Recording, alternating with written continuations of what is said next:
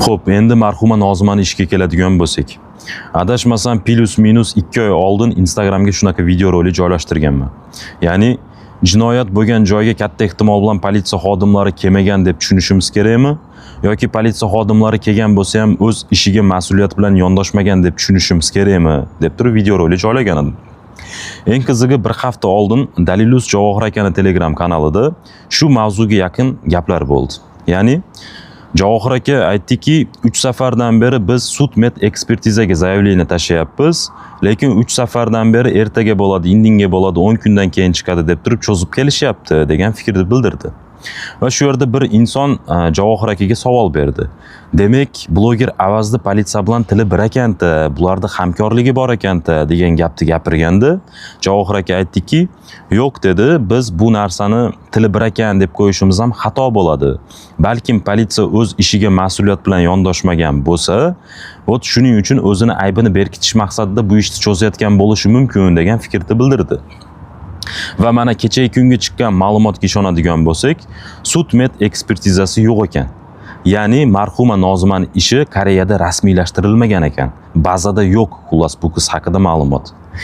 Bundan tushunishimiz mumkinki, katta ehtimol bilan haqiqatdan jinoyat bo'lgan joyga politsiya xodimlari kelmagan. Agar politsiya xodimlari kelgan bo'lsa ham, haqiqatdan o'z ishiga mas'uliyat bilan yondoshmagan.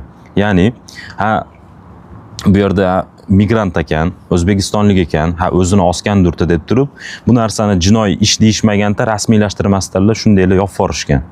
Ot shuni hisobiga hozirgi kunga kelib, sud-med ekspertizasini ham topib berish olmadi. Kerak bo'lsa marhuma o'zini osgan ro'molini ham topib berish olmadi. Endi nima bo'ladi? Bu ish to'xtab qoladimi degan savolga keladigan bo'lsak, Dalilus Javohir akaning gapiga ishonadigan bo'lsak, Javohir aka aytayaptiki, bu ishni oxirigacha olib boramiz. Ya'ni rezultatini ham ko'rsatamiz. Nima bilan tugaganini sizlarga ko'rsatamiz degan gapni gapirdi. Endi menda shunaqa taxmin bo'lyaptiki, katta ehtimol bilan Koreyada hal bo'lmagan ish O'zbekistonga ko'chiriladi. Agar O'zbekistonga ko'chiriladigan bo'lsa, bizga juda ham katta foyda bo'ladi. Chunki katta ehtimol bilan Koreyada hal bo'lmagan ish O'zbekistonda hal bo'ladi. Mana shu ish haqiqatdan qotillik deb topiladigan bo'lsa, shu qotillikda qo'li bor insonlar jinoiy javobgarlikka tortiladi, kerak bo'lsa qamaladi.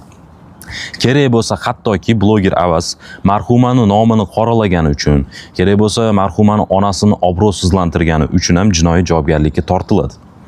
Ya'ni katta ehtimol bilan bizni foydamizga bo'lyapti. Faqat bu yerda bitta minus tomoni borki, ozgina vaqt talab qiladi.